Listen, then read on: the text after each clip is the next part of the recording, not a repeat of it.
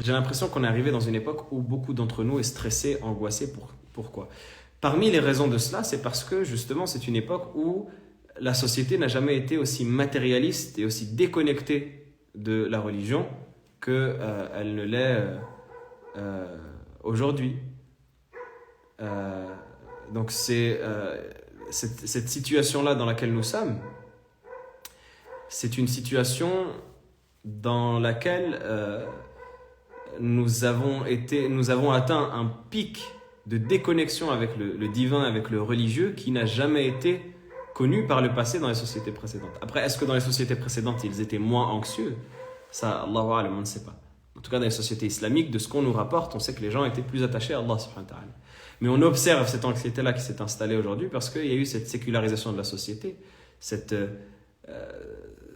manière de déposséder la société de toute optique religieuse et spirituelle, qui fait que les gens n'ont plus même de notion d'élévation spirituelle, n'ont plus même de notion de crainte d'Allah subhanahu wa ta'ala et de confiance en lui, et donc forcément ils se mettent au centre de leur existence avec toutes les choses aujourd'hui avec lesquelles on nous embourbe l'esprit, justement le développement personnel et toutes ces choses-là qui nous accablent l'esprit parce que elles essayent de nous mettre au centre. Tu es ta propre légende, tu es au centre de ta vie, c'est ton histoire, c'est toi, en pensant nous rendre service. Alors qu'en vérité, ils ne font que flatter l'ego de la personne, en la caressant dans le sens du poil, et en essayant de gonfler cet ego-là, tout en le laissant par la suite dans le plus grand désarroi, parce que l'être humain n'a pas besoin de cela. C'est comme si vous aviez un enfant et vous le bombardez de chocolat parce que ça lui fait plaisir. Mais ce n'est pas dans le chocolat qu'il y a ses nutriments, qu'il y a les protéines dont il a besoin pour se développer. Ça va lui faire plaisir, certes, mais au final, ça ne va pas lui rendre service parce que ça ne va faire que l'alourdir et l'engraisser là où il n'aura même pas les aliments pour se développer. Bien, c'est la même chose que fait ce développement personnel aujourd'hui qu'on a aujourd'hui.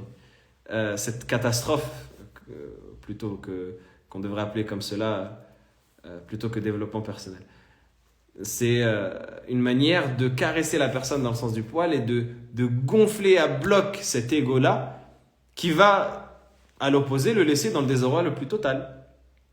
Dans le désarroi le plus total, parce que lorsqu'il va se mettre au sens de sa vie et qu'il va oublier qu'il est un serviteur d'Allah subhanahu wa ta'ala, que c'est Allah azza wa jal qui gère toutes ses affaires, bien, il va essayer de changer les choses avec sa propre force et il va se heurter à un mur. Mais il va voir qu'au final, il ne peut pas agir sur son environnement, il ne peut pas agir sur sa personne, si ce n'est par la permission d'Allah subhanahu wa ta'ala. Bien sûr, on n'est pas là à dire qu'il faut s'asseoir dans une zaouïa, dans une pièce fermée et se contenter de faire du dhikr pour que... Non, évidemment qu'il y a les causes à mettre en place. Mais les causes à mettre en place, elles doivent être faites avec une certaine humilité qui nous rapproche de notre Seigneur. La cause, elle doit te rapprocher d'Allah. Ça ne doit pas être indépendamment de ta relation avec Allah subhanahu wa ta'ala. Ça ne doit pas être indépendant de ta relation avec Allah. Ça doit être un tout, c'est un ensemble. C'est pour ça que le croyant, il est fort par Allah subhanahu wa ta'ala.